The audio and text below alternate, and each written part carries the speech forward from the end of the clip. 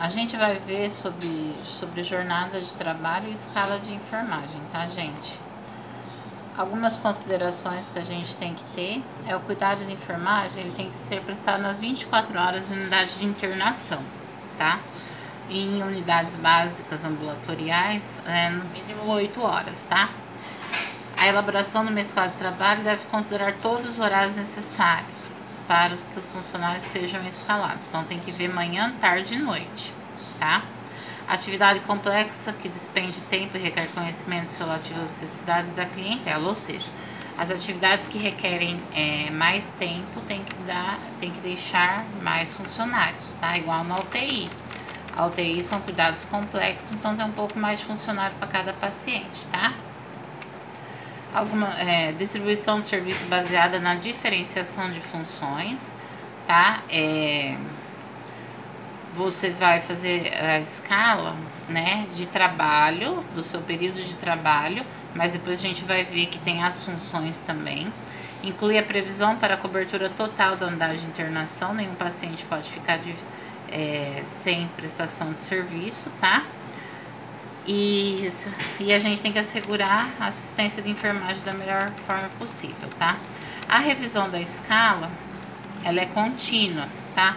Por quê? Existem demissões, admissões, que é quando contrata, férias, faltas, porque às vezes acontecem imprevistos, doenças, licença para tratamento de saúde, transferência de local, rodízio de plantões, tá? Aí a gente tem 3 tipos de escalas, de férias, a mensal e a diária. A escala de férias, geralmente na prefeitura é feita um ano antes. Tem instituições que fazem mensalmente, tá? O mês que vem, tal fulano, quem vai querer sair de férias no mês que vem, por exemplo? Então, eles já sabem que não é para colocar na escala mensal, tá? Mas assim, deve ser anual. Numa boa administração, a gente faz tudo um ano antes, né? Deve ser equitativa, levando-se em conta o período aquisitivo e a necessidade da instituição, ou seja, tem que ver o período que ela venceu e também ver, né, a necessidade da instituição. Não pode deixar vencer um novo período de férias, só que também precisa se conversar para o funcionário e a instituição entrar de acordo. E nos meses mais solicitados, né, como é janeiro, fevereiro, julho e dezembro, é bom se fazer um rodízio, tá? Quem tirou em janeiro, deixa agora outro funcionário tirar, tá? Você não vai querer tirar todo mês em janeiro, por exemplo, tá? Os outros também têm direito.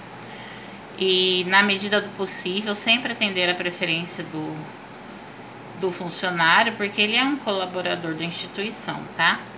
E não pode esquecer também as licenças, gestante de saúde, tá?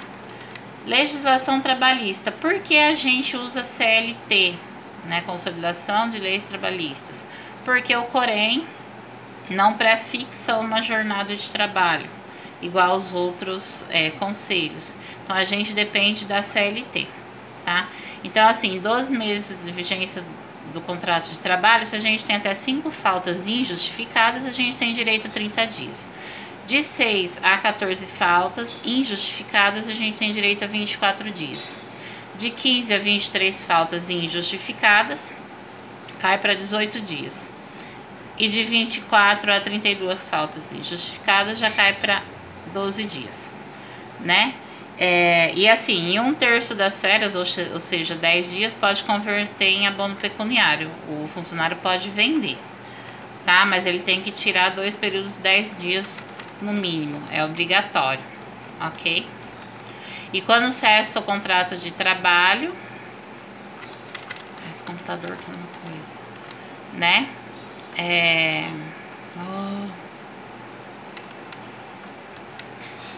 O funcionário tem direito à remuneração relativa ao período que ele trabalhou, tá? É direito dele, né? Ocasião das férias, tem direito a 1/3 a mais da remuneração normal antes do período de sair de férias.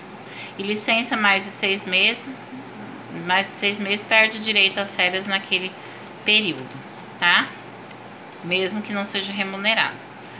A escala mensal é uma distribuição todo pessoal, todos os dias no mês, segundo turno de trabalho, manhã, tarde e noite, né? E também é na escala que são registradas folgas, férias e licença dos funcionários.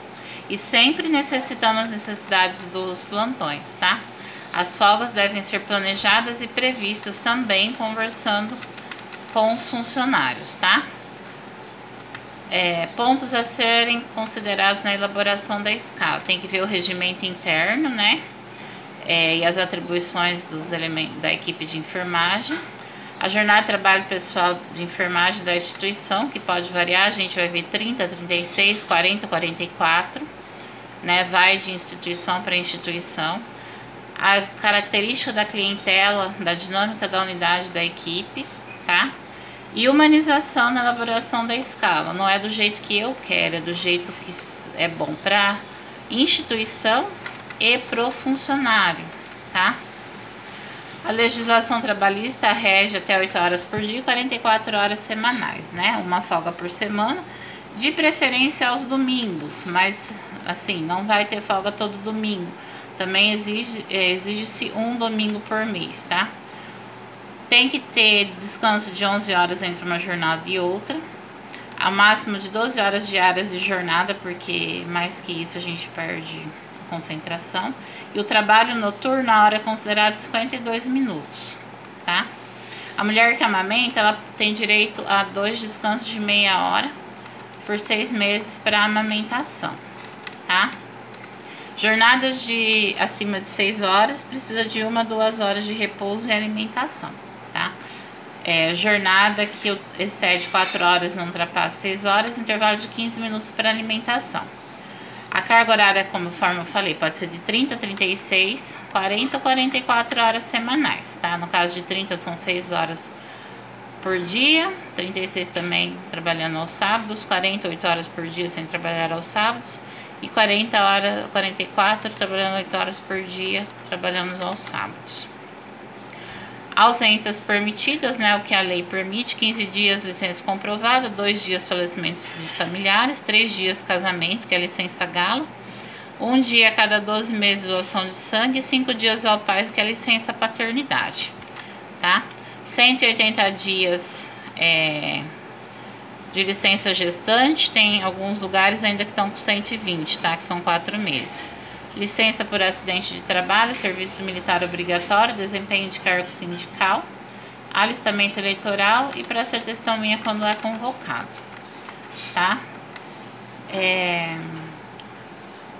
Também tá na lei que se o funcionário falta ao trabalho sem atestado médico, ele perde o descanso remunerado, tá? Pagamento de hora extra, 50% da normal, até no máximo 2 horas por dia. E a hora noturna é acrescido de 20% no valor da hora normal, tá? Se a pessoa deixa de ir comparecer ao local de trabalho por 31 dias seguidos, dá abandono de serviço, tá? Aí, na elaboração da escala mensal, geralmente tem, por exemplo, a escala é feita no dia 30, até no dia 25, os funcionários, eles têm que apresentar preferência para folgas, tá? Aí tem 5 dias para a pessoa elaborar a escala. Data da entrega de escala para a chefia de enfermagem, geralmente é o RT, que é o responsável técnico, tá? Aí a gente tem a escala diária, né? Que é feita pela enfermeira responsável, tá? De acordo com a escala mensal. Então ela vai ver no plantão quantos ela tem e vai obedecendo a função, grau de dependência dos pacientes e a complexidade dos cuidados, né? Ela vai distribuir os afazeres, tá? Entre os técnicos. Então, essa é a escala diária, tá? Por exemplo, se tem 10 pacientes internados e eu tenho 3 técnicos, né? Eu vou dar 4 num cuidado integral, vou dar 4 pacientes menos que precisam de menos assistência para um e 3 para os outros 2 que precisam um pouquinho mais de assistência, tá? No cálculo da jornada mensal, e no caso, tipo, se for fragmentada, um fica, por exemplo, na medicação, um nos cuidados, um nos sinais vitais e anotação, por exemplo. Jornada de trabalho semanal 30 horas, tá? Jornada diurno 6 horas e noturno 12 horas. Aqui temos exemplos, né?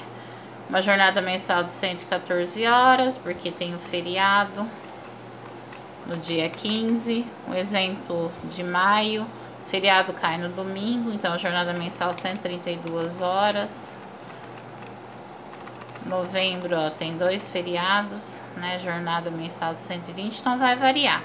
Aí tem esse cálculo aqui, o número de funcionários vezes 31 dias, né? Porque a gente sempre pega 31 dias, né? Que é fazer o número de funcionários, né? Vezes os plantões noturnos, tá? Então a gente faz esse cálculo. Sinceramente, como eu não mexo muito com isso, eu não sei muito bem esse cálculo, só tô passando para vocês saberem que existe esse cálculo, tá? Aí fazer o cálculo da jornada mensal e anotar na margem da escala o número de horas a trabalhar, tá? Colocar o nome completo do funcionário e cargo que ocupa, ressaltar domingos e feriado, registrar as preferências, copiar o final da escala do mês anterior. Por exemplo, são 30 horas semanais e são 4 semanas, a gente trabalha com 4 semanas e meia, tá, gente? Porque às vezes não dá 4 semanas certinho, tá? Porque tem mês que tem 5 semanas, tem mês que tem 4. Então, geralmente dá a carga horária certinha a se trabalhar, tá? As recomendações para elaboração da escala: ressaltar domingos e feriados, né? Copiar o final da escala do mês anterior de cada funcionário a partir da última folga. Usar o código M manhã, T tarde, N noturno e F de folga. Distribuir noturnos e folgas dominicais equitativamente, ou seja, igual. Distribuir os plantões manhã, tarde e folgas restantes, tá?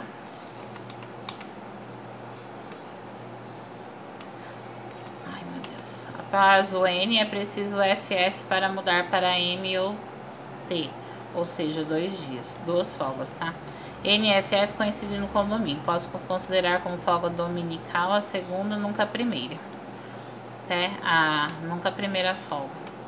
Verificar se há equilíbrio no número de qualificação profissional do pessoal nos plantões. Calcular as horas trabalhadas. Evitar deixar folga de um mês para outro, porque senão acumula muito. E não vão ter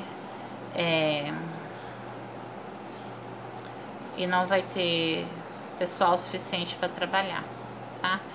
Lá comigo, quando eu tinha técnico, a escala, né, era contínua, porque era 8 horas manhã e tarde. E o que eu fazia?